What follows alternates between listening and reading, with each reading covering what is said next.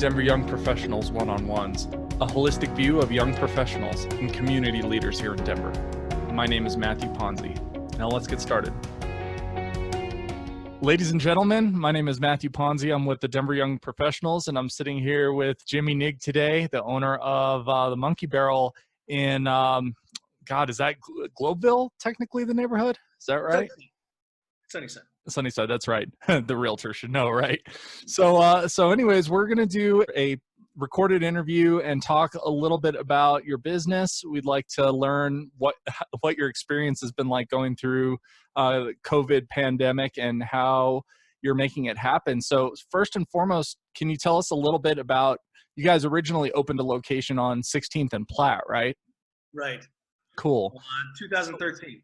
Yeah. So what was your experience like there? Well, it started off really slow, and probably within the first year, things just picked up, and they never stopped. It just, once it got going, it just kept getting busier and busier, and we were doing live music. And when we first started, nobody was there. Some guys would come in and bands would play and musicians would come in and play, but we continued to book those musicians every Friday. And then we kind of got known for having the music on Friday and Saturday nights, and we got known for having great beer selection. We had 20 craft beers, and we had a really great patio, and eventually we had to close down. Now that was in, from what the little research I did beforehand, in 2017. Is that? Yeah, it was, unfortunately, it was like right after, I feel like we just started getting going, and we just started getting, crowds in there, that our landlord informed us that the building had been sold, and that the new company coming in wasn't going to allow us to stay in. So then from there, it was just a negotiation on how that was going to end. And what did you do before Monkey Barrel? Were you always in the restaurant and bar industry, or? I started Rockabilly's in Arvada with my brother, and back in 2010. That was the first bar that I opened, and we opened it up as a live music venue and bar that was supposed to be a little bit of food, but mostly a live music venue with a bar, and then just turned into a full-fledged restaurant. And I was running that place for about 3 years before we opened a Monkey Barrel. Yeah, and they have an awesome open mic night. Well, in a normal sort of situation, when there's not a pandemic, you guys have a phenomenal open stage. In fact, the only open stage I found anywhere near Denver where you have a drum kit where people could just come sit in on. So yeah, it's been, we actually took over a live music program from Ziggy's when they were forced out of their property there on 38th. We took over Ziggy's open mic night, and then it became Mile High Blues Society open mic night. It's gone really well, and we're gonna be excited to get that back going again. Cool. So going back to the relocation from when you were on Platt Street to where you are now, what were some of the challenges that you experienced with the relocation? Was it basically like starting over? It was. We had hoped that when we opened that we were going to have a lot of our following come back up to Monkey Barrel. We weren't that far. We're not that far up the road from where we were on Platt Street, but it just didn't happen. There's not a lot of foot traffic in the Sunnyside neighborhood. There's not a lot of foot traffic around the park right now, or at least when we opened. It's getting better, but the major hurdle was getting our license approved. We transferred our license over from the Platt Street location to the Sunnyside location, and I didn't think it was going to be a problem, but there were some guys in the neighborhood that protested and fought us to have live music, and we had to go to war a little bit with some of those guys that didn't want it, even though the majority of the neighborhood supported us. There were some guys in there that had some connections that used to be on the neighborhood association that still had those connections with the city, and the city councilman opposed us at the meeting with the city. So it wasn't easy, but we got our license. So is that a like a cabaret license? Yeah, it's a special events cabaret license. There's different types. So you can have a acoustic cabaret license, you can have a live music cabaret license, you can have a dance floor nightclub cabaret license, and we have a amplified music license, which allows us to have DJs and full bands. Awesome.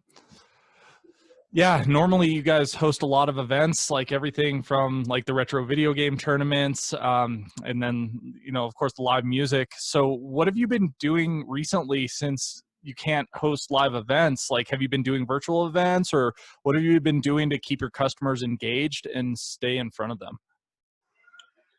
It it wasn't an easy decision. I mean, we had an opportunity to stay open and still serve um, to go food and to go drinks, but for us, it was the delivery was set up through Grubhub and Uber Eats, and those companies have raised their prices up to 30% for delivery, and you just don't make any money on food. It's if somebody comes in and orders a to-go drink, sure, I can maybe get an extra $10 in the register, but then you got to pay your employees, you got to pay the people in the kitchen and everything else. So for some places, I guess it's working out. I've been to a couple of restaurants that are just crushing it right now, and I've been to a couple of restaurants that are struggling. But for us, it wasn't worth it to stay open. And I wish there was a way for us to kind of keep engaged with our customers with, video game tournaments and trivia and all the things that we do. But we just haven't figured out a way to put that together. We're hoping that we can just get our doors back open. Yeah, so I'm glad you mentioned that, and this is something that we could either keep on the record or not. Are you familiar with Inga's down in Southeast Denver?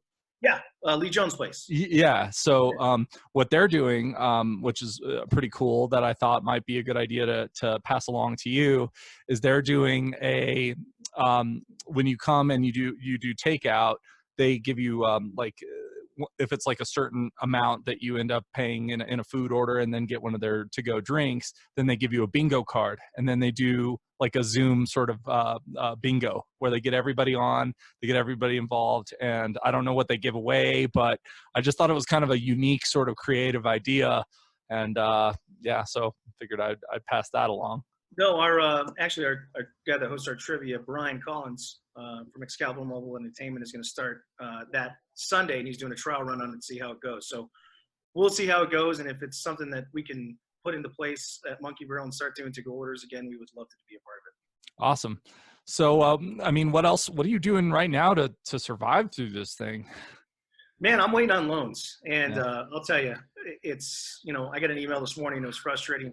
The Paycheck Protection Program email I got from Chase today said they ran out of money. I applied for a grant with the city of Denver. No response. I've applied for numerous loans, and I haven't received any money yet. My landlord's asking for rent on May 1st, and so I'm sure everybody's in the same situation that I'm in, and we're all just kind of waiting on money to help us get through the next 2 months. I think June is when we'll be open again. I don't think we're going to be open any sooner than that. I don't think any local restaurants are going to be open any sooner than that. Maybe May 15th will be the first day that we can all reopen, but that doesn't guarantee us customers. It doesn't mean that people are going to feel like they're safe and they're going to feel comfortable going out and sitting in a restaurant or sitting in a bar. So I'm nervous about it, and I'm sure a lot of other restaurant owners and bar owners are too. But the first step is we're hoping to get our money so that we can pay our vendors, and then we can get our employees back on the payroll, and we can get reopened. And all of these things have to come together in order for that to work. Right. So what advice do you have for other small business owners? Obviously, we're all trying to take advantage of the programs that are out there, but what advice do you have for other small business owners during these challenging times?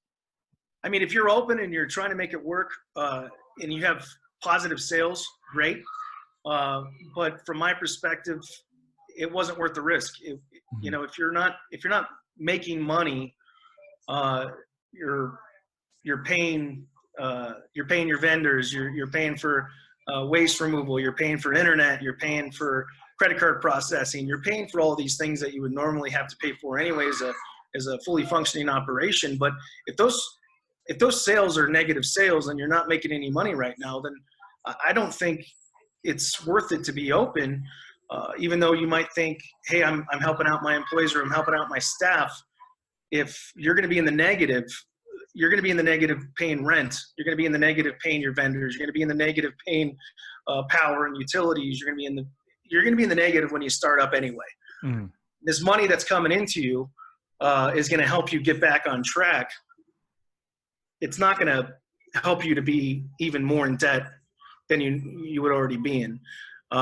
So if I was going to say, anything to any local restaurants or bars, it's if you can run your own delivery service, number one, you'd save a ton of money by not having to split that 20-30% commission that DoorDash, Uber Eats, and all these guys are gouging you on right now. But it also gives you the ability to deliver liquor. So if you had your own delivery person, that's about the only way I can see it being worthwhile. It's like when we get back open, my hope is that the governor extends the law or extends the ability to let restaurants and bars deliver alcohol, because I think that's the only way it's going to offset not having 50% of your customers allowed in the bar. When you're talking about social distancing and cutting off 50% of your seating or cutting off 50% of your occupancy, well, then how do we make up for that 50% loss? And the only way I can see it working is if we're still allowed to let our customers leave with drinks, and we still have the ability to deliver alcohol and deliver drinks with food. And there's going to be a lot of people that are scared. Like I said before, it's going to be a lot of people that are scared to leave their house. And I think that's the way we're going to, get out of this. It might be only 3 months that they extend your ability to be able to do that. The governor has the power to do that. But I think that's the key. It's going to be how do you make up for the lost revenue? How do you make up for the people that are scared to come in? How do you make up for the people that aren't allowed to come in because you've cut out 50% of your occupancy? Right. So just kind of switching gears here because I want to keep it fun and engaging. So in the Monkey Barrel, you guys have a lot of really cool rock and roll memorabilia, which as of course I could appreciate having a 1978 Gibson Les Paul in the background here. What's your favorite piece of rock and roll memorabilia that you have at the Monkey Barrel, and what's still on your wish list? That's a tough one. So go through the list. I had a Beastie Boys licensed deal album signed by all three members of the Beastie Boys with 3 microphones signed by the Beastie Boys. I don't know what concert they were used in, but that's one of my favorite pieces, of course, because I'm a huge Beastie Boys fan. I have a guitar signed by Kurt Cobain and also a drawing from Kurt Cobain. That's another piece. And then I have a Sublime guitar that was signed by Brad, and there's a couple other signatures on there from, I guess, the other members of Sublime, but I've always kind of questioned whether or not those are real, to be honest with you. Yeah. And then I have a Johnny Cash signed guitar that says "Walk the Line." Oh, that's so cool. The Johnny Cash guitar that says "Walk the Line" was signed the year before he died, and the only reason I know that is because the guitar has a date inside the guitar. And I've never seen another guitar signed by Johnny Cash that's black. I'm sure he never played it, but it was signed the year before he died, and it says "Walk the Line." Personally, that's my favorite piece. But in terms of value, I would think the Nirvana guitar that was signed by Kurt Cobain is definitely the most valuable, because he wasn't alive long enough to sign a lot of guitars or sign a lot of pieces. So very rare piece on the walls, the Nirvana guitar. I know that's not an answer to your question, but I can't decide. No, that's totally a legitimate answer. And then the other fun question I have, you being, a bar owner and entrepreneur, if you were to make a drink based off of this pandemic, what would you call it, and what would it include? Oh, it's got to be something about kids. Yeah, it's got to be something about kids and getting away from your kids. I'm gonna call it homeschooling, and I'm gonna make it a triple something, triple vodka, triple whiskey, anything. It's going to be a triple anything you want, and it's going to be called homeschooling. That's going to be my drink. That's perfect. Well, Jimmy, thank you so much for your time. It's been really fun and very informative getting to know your perspective on all this, and we'll all make it through it. It's just going to be a challenge for a while, but I appreciate your perspective. And I think you reached out to me to talk about music. And I should probably end on a positive note here. And one of the things that we're going to do when we get back open, you're a musician yourself, so you'll appreciate this, is I really do want to have musicians there, just kind of hanging out, playing music. We're going to figure out a way to pay them, get their tip jars out. We want them to sell merchandise. We want them in there. I know that they miss playing in front of a live audience, and I know that they're struggling. These are people that, they can't often go out and file for unemployment. They can't go out and get small business loans, but we need to make sure that these guys have jobs when the economy opens back up. We need to make sure that musicians don't give up on playing music, and we have to support them. And anybody who's a live music venue owner, or anybody who has the ability to bring musicians in, should be on the same page with this. I don't want to lose live music. It's important to me. So when we open our doors back up, we want musicians in there playing every single day, 7 days a week, and we'll figure out a way to pay them. One of the things that we also got to chat about was hosting a Denver Young Professionals sort of like a business summit where everybody gets together and has a booth. So just to kind of get some ideas out on that.